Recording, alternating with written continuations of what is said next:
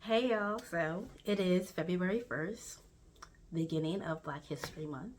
And this year, instead of only sharing, some Black history facts, I decided I wanted to share, my favorite Black films. Some will be my favorite Black films. Some will just be ones I think are just culturally relevant, whether or not they're my favorite or not.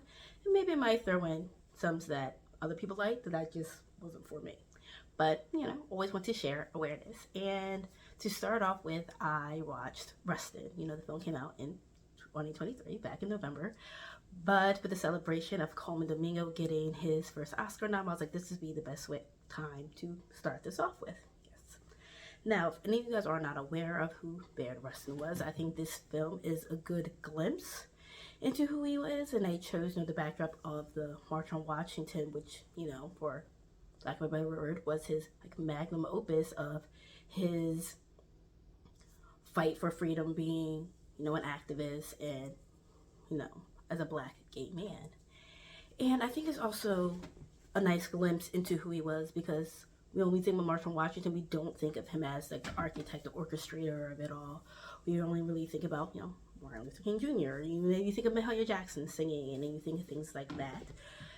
But as a movie, as a whole, I don't think the movie does enough for you learning about Bayard Rustin. You still are going to need to do more research to find out about his other achievements, who he is, and how he lived his life. But like I said, this is a good first glimpse if you are not familiar with who Bayard Rustin is. Now, Coleman Domingo's performance, he's one of those actors for me that I'm so happy he's finally getting his recognition, because he's also one of those people who are able to really disappear into a role and absolutely you forget that's Coleman Domingo.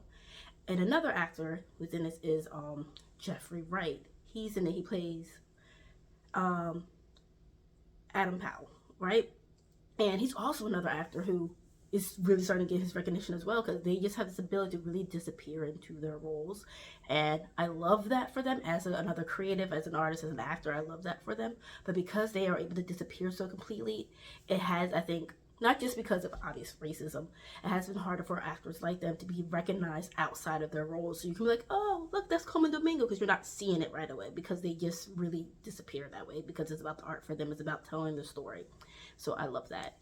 So that to say, now the movie itself, again, I don't think it's the best representation of the story of who Bayard Rustin was, but it's a good first glimpse, and I hope we get more, not to say more movies about him, but just more information about, more documentaries. Like, Bayard Rustin was born in Westchester, PA. That's where I'm from. And it wasn't until 2006 that he really even received any recognition in his hometown. There's now a high school named after him, the Bayard Rustin High School. And that didn't happen until 2006, long after he passed, because he passed in 1987. But on another personal note, I did really enjoy about seeing him in Washington and everything, because I was at the 2020 protest, March on Washington. And it's just such a beautiful sight to see how things were set up there, and how it's still so similar and kind of sad. It seems like it's like, why are we still doing this marching? Why are we still doing this?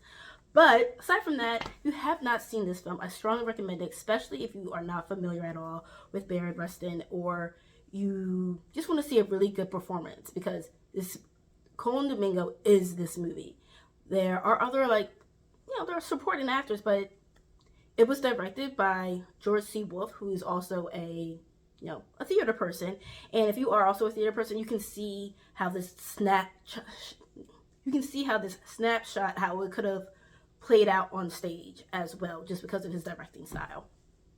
So yes, check it out. Let me know how y'all felt about it. And if you have anything you would like for me to talk about, to react to for Black History Month, Black History movies, films, whatever, shows, comment them down below, and maybe I'll check them out.